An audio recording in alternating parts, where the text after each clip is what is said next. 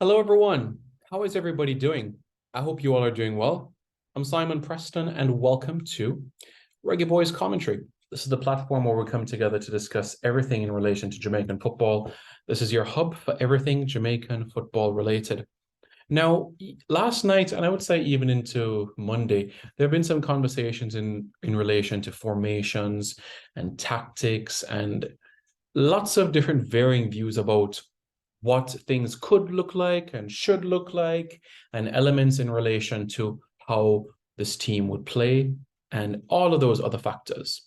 So, what I want to do in this video in particular is give you guys updates in relations to a 3-5-2, because that was a major talking point last night, and we saw that briefly, especially when Kemar Taxi Lawrence came on the field. So, what I'm going to do is basically speak with you guys on that matter and tell you about a 3-5-2, the benefits of it, your thought process on it, and information that I know that you guys would be able to essentially learn from and get the necessary information that you need in relation to this particular system.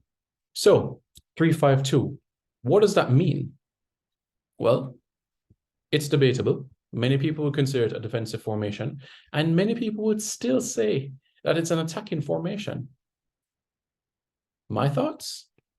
I think it depends on the personnel that you have in front of your back three or back five, however you want to look at it. It really depends. It really depends. So what I want to do first is show you an example. All right.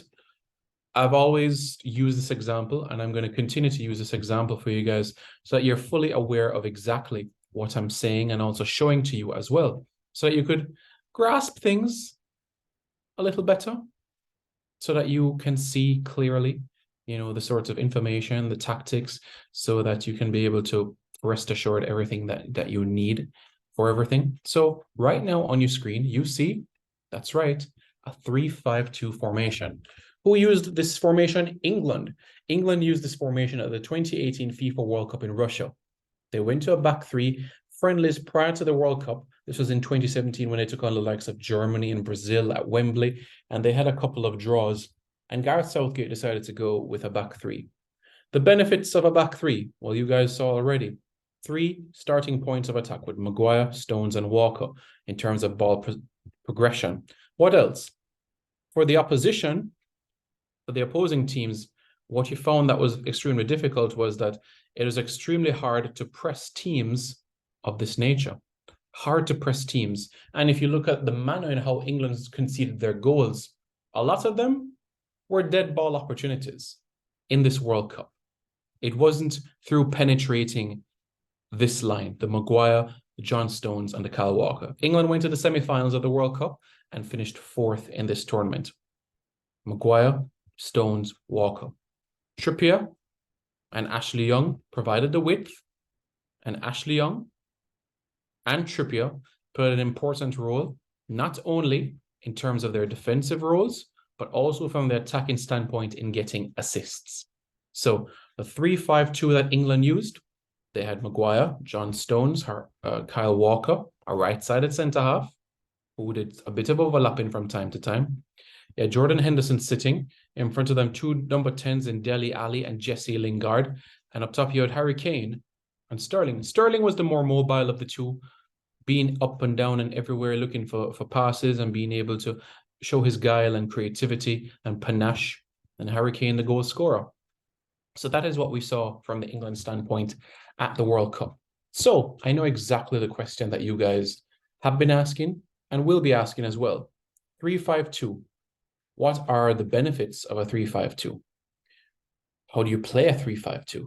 Well, the Argentine coach Carlos Bilardo is credited with being one of the inventors of the 3-5-2 system. And this was, as we know, when Argentina won the World Cup in 1986. He developed this shape in particular as a way of creating space up front for star player Diego Maradona to exploit. At the same time, the 3-5-2 is designated to offer a strong degree of defensive stability. Now, Argentina triumphs. Their triumph highlighted how effective it can be, and the fact that it sustains today backs up even further. But how does that 3-5-2 shape work? Well, it's quite straightforward, no? Three center halves, five in front of the back three, and two up top. So we know that from that standpoint. What are the strengths of using a 3-5-2 formation? Well, let's look at it this way, all right? One of the critical strengths of the 3-5-2 is the flexibility that it offers. This is achieved partly through the wing backs, who are absolutely critical and crucial and can easily switch between the defense, the midfield, and also the attack. Primarily, their role tends to be offensive, and the attacking width provided by the players, like what we've seen at Chelsea in recent times, like a Reece James can be incredibly difficult to stop. And unlike with a 4-3-3 formation, having your fullbacks attack doesn't leave so much space to be exploited in defensive areas because there are three central defenders providing that sort of added cover. The 3-5-2 can also be great for dominating possession because it allows teams to create overloads in a variety of areas on the pitch. With the three central midfielders, this shape is ideal for dominating the midfield battle. And it also creates opportunities for moments of real fluidity in these spots. For an example, it's not uncommon to see one central defender push forward into midfield with the ball, leaving the opposition outnumbered and creating confusion when it comes to who should be marking who. And we saw this perhaps in the 2019-2020 season with newly promoted side Sheffield United using their overlapping centre-back techniques to great effect during the 2019-2020 season, where they finished 9th in that campaign. This is one of the many variations in build-up play that the 3-5-2 formation allows for. It's possible for the back three to progress the ball through the centre of the pitch or through the wings, where wing backs will tend to hug the touchline with plenty of space. Further up the pitch, plenty of additional flexibility is provided by the two strikers who can drop into midfield, link up with the creators, or if they're up against two central defenders, it can cause absolute chaos by pressing them in tight 1v1 scenarios. So now that we know strengths of the 3-5-2, what are some limitations of this formation in particular? Well, it may sound like the system is infallible, and it is true that when played right and coached to perfection, the 3-5-2 shape ticks all the necessary boxes for success. However, there are a few weaknesses that are worth mentioning. The midfield, for instance, runs the risk of getting congested, particularly if the wing-backs become more compact. And if this heavy midfield is breached by the opposition, teams can be susceptible to counterattacks, with the back three ending up in 1v1 defensive situations. Another potential weakness is that if your team's wing-backs bump forward a lot and focus the majority of their energy on the attacking aspects, gaps can be left in behind them, and it can be difficult to defend wide positions. This essentially comes down to the fact that the system is highly dependent on well-trained, well-disciplined players with a really strong understanding of what their roles are. It's an advanced formation that requires serious coaching, which explains why it's most common at the game's elite level, So that's something that I want you all to bear in mind in relation to the 3-5-2 system. Hopefully, that is something that you guys are aware about. And some people might be asking, okay, in terms of 3-5-2, how do you stop it from being effective? What are some things that you can counteract sides of that nature? Well, it can be hard to defend against a well-drilled 3-5-2, but that doesn't mean it's impossible. There are different ways of approaching a game in which you know that the opposition is likely to use this formation. So that is something that you can bear in mind. The 4-2-3-1 can give your team a competitive edge and help you exploit the zonal defending systems of the 3-5-2. This is achieved by moving the opponent from side to side using high quality passing and movement. A key part of tackling the 3-5-2 comes down to matching the positional fluidity it is built upon and using that flexibility to create overloads in attacking areas. And on the subject of matching up, it's worth mentioning that one of the most popular approaches to line up against a 3-5-2 is to simply structure your team in the same way, mirroring the formation that can allow you to fill the same areas of the pitch and have a spare man at the back. However, matching up man for man can cause problems if a team you're playing against has greater individual quality, meaning they can exploit weaker individuals in 1v1 battles. One particularly effective way of causing problems against a 3-5-2 formation is to try to bypass the midfield, where you could say space is largely filled by the opposition's heavy midfield by playing long balls hitting the balls into forward areas with pace and accuracy can put the back three under pressure in dangerous positions. And this is particularly effective if you have deeper players, wing backs, for example, or skillful crosses of the ball. Outside attackers can help create the space for their wing backs to make those crosses by staying high and wide. However, even this tactic in particular, which can be super successful at times, has a disadvantage of essentially forfeiting possession of the ball for large periods. This ties into their broader difficulty of facing up against a well-disciplined 3-5-2 shape, which you'll now realize can be tough.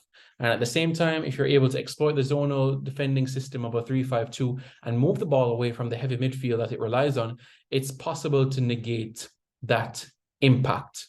So that is what we can say there. All right. So hopefully this is something that you guys are understanding about. And you might say, okay, did Jamaica do something similar in the encounter against Mexico?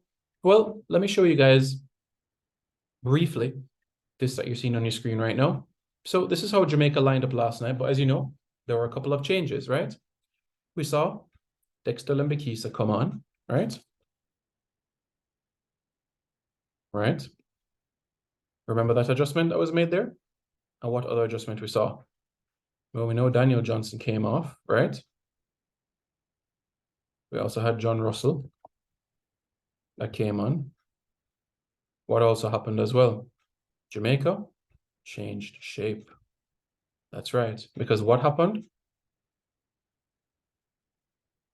Jamaica went to a back three with Taxi, Amari Bell as the left centre half, Ethan Pinnock, Damian Lowe, Dexter Lembikisa, right?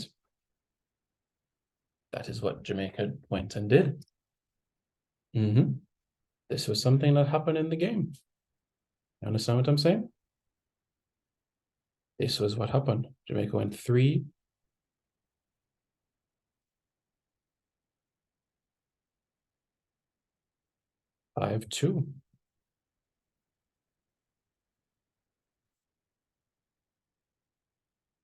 And what happened?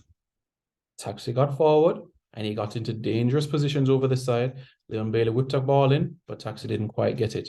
But you guys exactly see what happens. So, what are my thoughts? 3-5-2. It has its benefits, tremendous benefits.